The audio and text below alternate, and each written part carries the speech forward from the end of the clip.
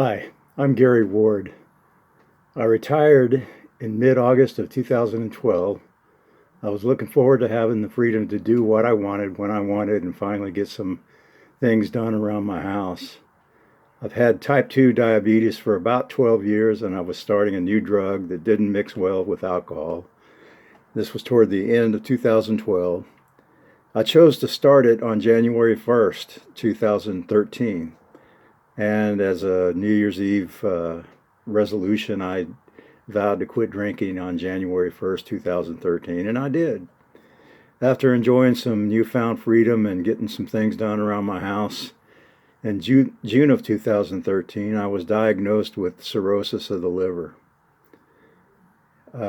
Since I had quit drinking, I was optimistic about things like medical treatment and medicines controlling it, but that wasn't to be.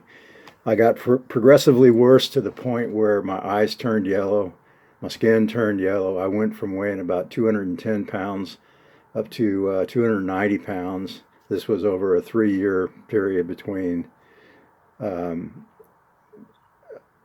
the June of 2000 when I was or 2013 when I was diagnosed, and July of 2016. Um, at which point I was having such severe muscle cramps that I literally uh, was at night just cramping up to the point where it was excruciating. Um, I was driving, went on a trip. I was optimistic, and I'm a musician. I was playing. Back in the '70s, I played with a group of guys for about 10 years that we're all still good friends, and we had a reunion of the band in San Antonio that summer, 2016, late June. And in July, early July, I was on my way back, and while I was driving, I started having such severe muscle cramps. I had to pull over to the side of the road, and I pulled into the parking lot of a motel, and I had to call 911. Um, my wife was with me.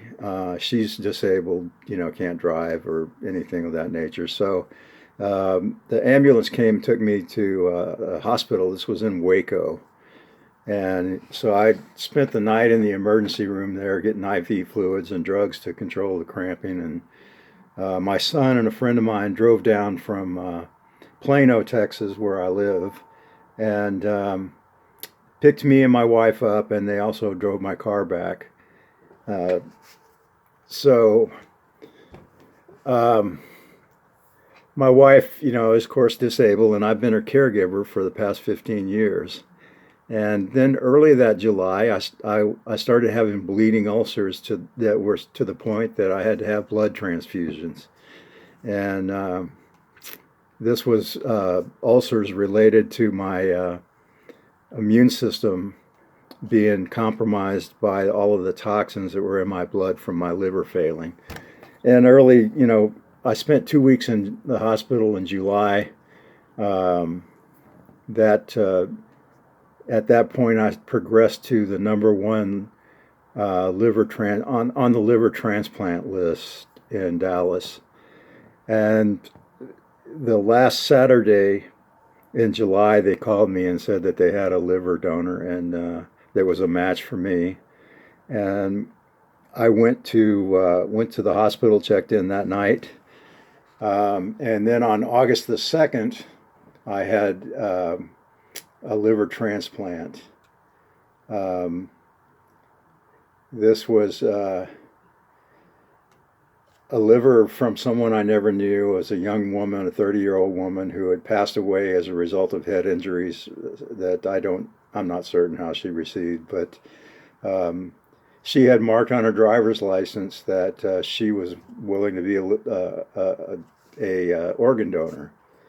And I know that, the liver was one of the last organs that they uh, extracted from her after she passed. And so on August 2nd, I had my liver transplant.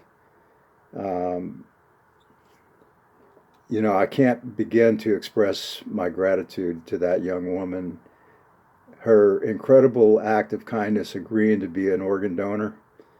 And I'm also deeply grateful to her family that they allowed this to proceed. I know her heart, her lungs, her kidneys, her liver, her corneas, and I know many other things were all used for transplant, and they either saved someone's life or made their lives better, including mine. I pray to God every night, giving thanks for her kindness and to the kindness of her family for allowing that procedure to proceed. Um, and so as a result of her kindness and her and the skill of the Baylor transplant team and rehabilitation teams, I'm back among the living today. I'm feeling better than I have in 15 years. I've been able to get to know my grandson. He's 2.5 years old now. Just a little fire plug, such a joy to be around. Um, I continue to be my wife's caregiver. I was able to spend time with my father before he passed. I still see my mother and my brothers and sisters and all my aunts and uncles and my cousins. And all of these are people that are grateful for the gift of life that was given to me by an angel who chose to give that gift in the event of her passing. And just think of all the other people and families that were equally um, lifted by the gift of this kind of kind of angel, really.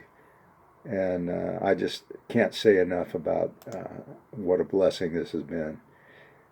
Thanks for listening, and y'all have a great day. Thank you.